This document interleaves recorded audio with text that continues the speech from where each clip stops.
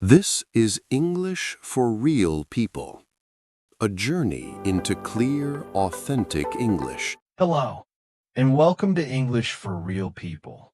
Let me ask you something. Have you ever studied English grammar for years, but still felt nervous when you had to speak? You know the rules. You understand the exercises. But real conversations feel different. Does this sound familiar to you? Maybe you understand English when you read. Maybe you pass grammar tests. But when someone speaks to you fast, your mind freezes. Today, I want to talk about that feeling. Because it's not your fault. There are 5 English grammar rules that look perfect in textbooks, but completely fail in real conversations. And listen carefully. Grammar is not bad. Grammar is not useless. But the way we learn often stops us from speaking naturally. So relax. Don't translate. Just listen. By the end of this video, you will understand why real people speak English the way they do. And the last rule is the one that changes everything. Let's start. Textbooks often say, always speak in full sentences. Now imagine this. You are at work. A coworker asks you, "Are you coming tomorrow?" What do you want to say? Maybe you think, "I'm going to come tomorrow."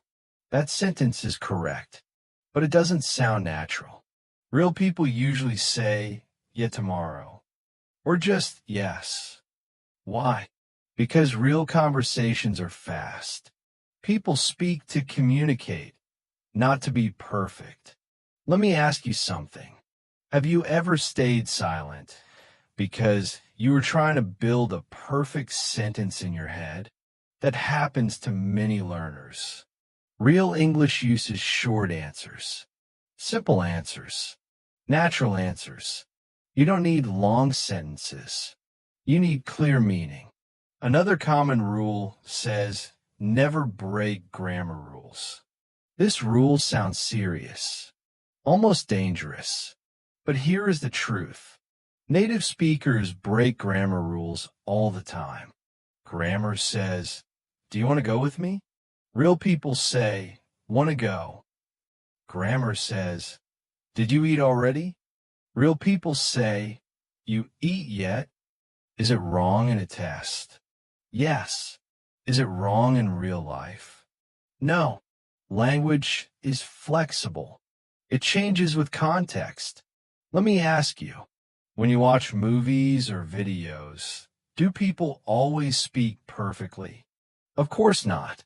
So don't be afraid of breaking rules. Be afraid of not communicating. Real English is about connection, not perfection. Now let's talk about another rule, a very common one. Translate from your language to English. This rule feels logical, but it's very dangerous. Here is why. Your brain cannot translate and speak at the same time quickly. Let's try something together. Someone says to you, "That makes sense." Do you translate every word? No. You understand the idea. That is how real English works. Instead of translating, learn small pieces of language. Chunks. For example, I see. Got it. Sound good. These are not grammar rules. They are tools. Let me ask you, do you understand these phrases without translating? That's the goal. Think in meaning, not in rules. Now let's look at another rule. Think about grammar while speaking. This rule kills fluency. The moment you think, is this past simple or present perfect? Your sentence stops. Fluency is rhythm. It's flow. Think about music. If you think about every note, you can't enjoy the song. English is the same. You study grammar before. You practice grammar later. But when you speak, you let it go. Let me ask you something. Have you ever spoken better when you stop thinking? That is not an accident. Trust your ear. Trust what you hear often.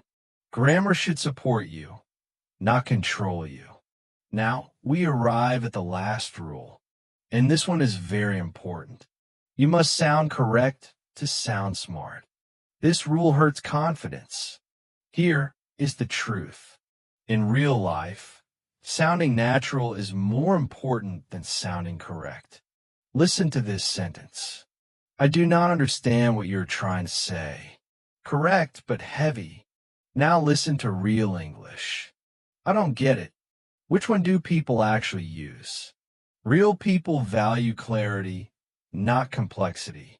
If you try too hard to sound advanced, you often sound unnatural. And here is the key idea. Grammar did not fail you. It was never designed for conversation.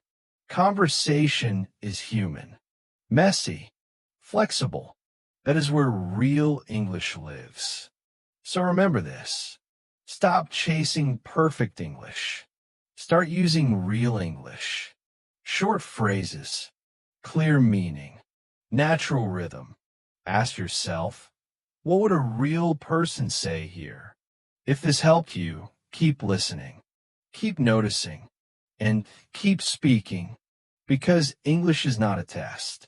It's a tool, and real people don't speak grammar. They speak meaning. Thank you for being here.